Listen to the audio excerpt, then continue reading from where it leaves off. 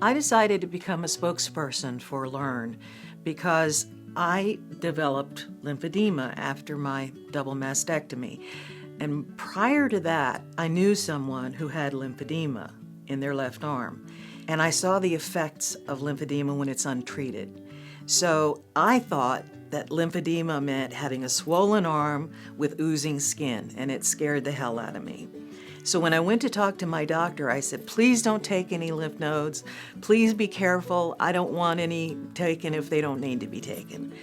And erring on the side of caution, I can't malign my doctor because he's out there on the front lines of trying to cure cancer, and that's his main objective.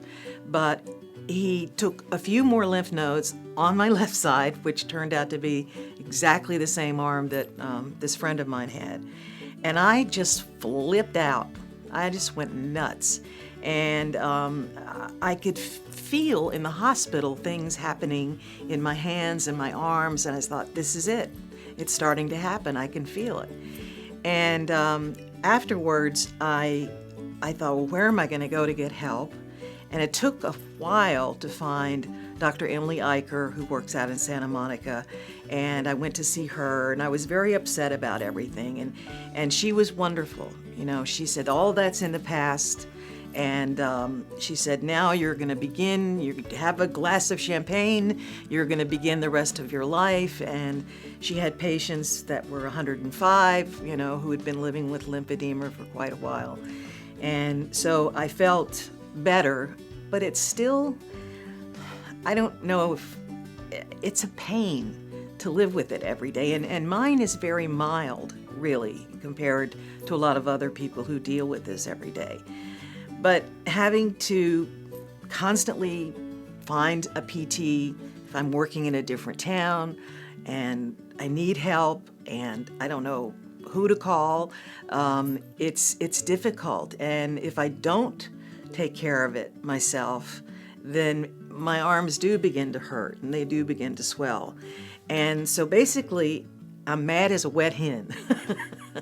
And so I want to do something about this, and I don't know if any research that we can do will help me finally, but I do want to help people out there who are suffering with much worse cases of lymphedema than mine. I just feel very passionate about this, and I'm proud to be working on it. And my dream someday is to go to Congress and have a chamber full of people who are suffering from lymphedema stand up in front of that committee and say, we have lymphedema, we are suffering, please help us. And I want to be there with them to add my name.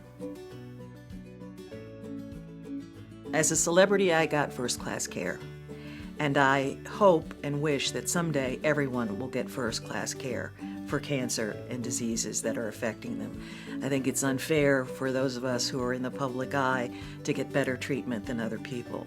When I suffered from ovarian cancer years ago, I was given a shot every 3 weeks that cost $4,000.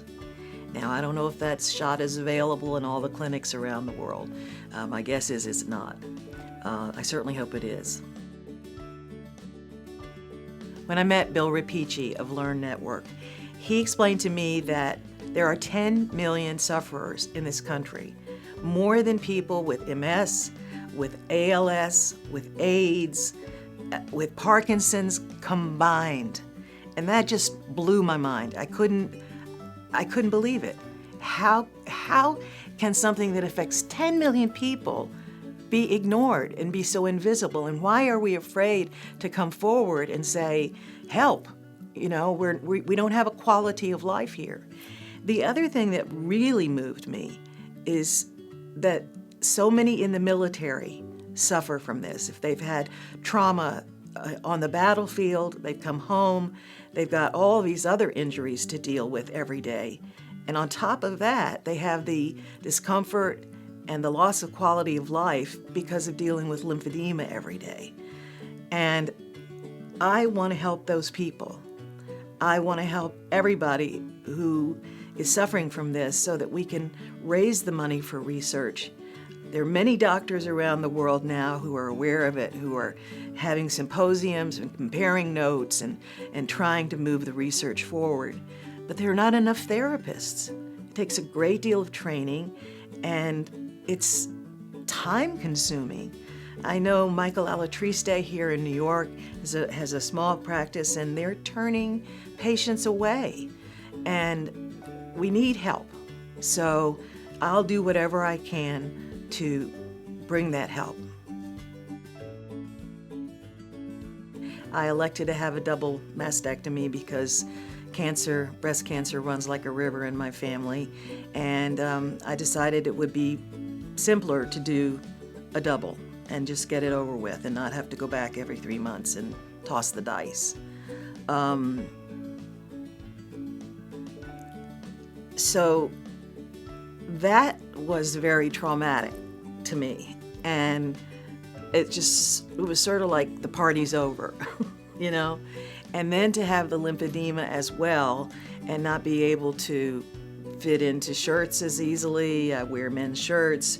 I'm wearing my prosthetics today, but usually I don't wear them because Dr. Eicher explained to me that anything that constricts around this area is not good. So I usually wear an undershirt and a man's shirt. And so it's not the most flattering physique, you know. As my surgeon told me, he said the most horrifying thing will be looking down and seeing your stomach for the first time.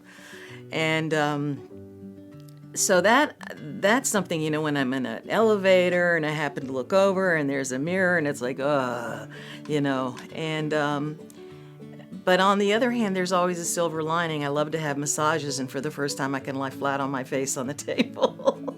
And it's not uncomfortable. But it's hard to get these on, you know, by myself. And I have people to help me sometimes at home, or friends will help me if I'm on the road. And it's a drag. It's just a drag, you know. And I'm really glad that I don't have it in my leg or my torso. I mean, I didn't realize you can have it in different places all over your body, your face, your neck, your genitals, you know. Ovarian cancer can also lead to it. So in the last few months, I've had my eyes open to so many things that I didn't realize about lymphedema. And I guess I feel lucky in that mine is fairly mild. We would someday be able to do a really fantastic commercial that showed the faces of lymphedema that then morphed into something that was an image that really stuck in people's minds as some kind of branding, and make lymphedema as, bring it to the forefront like breast cancer, even ovarian cancer has not received enough attention. And I know it's difficult, and I know there are economic problems in the country, but I just want to try. I just want to try and see if we can really do this, and I believe we can.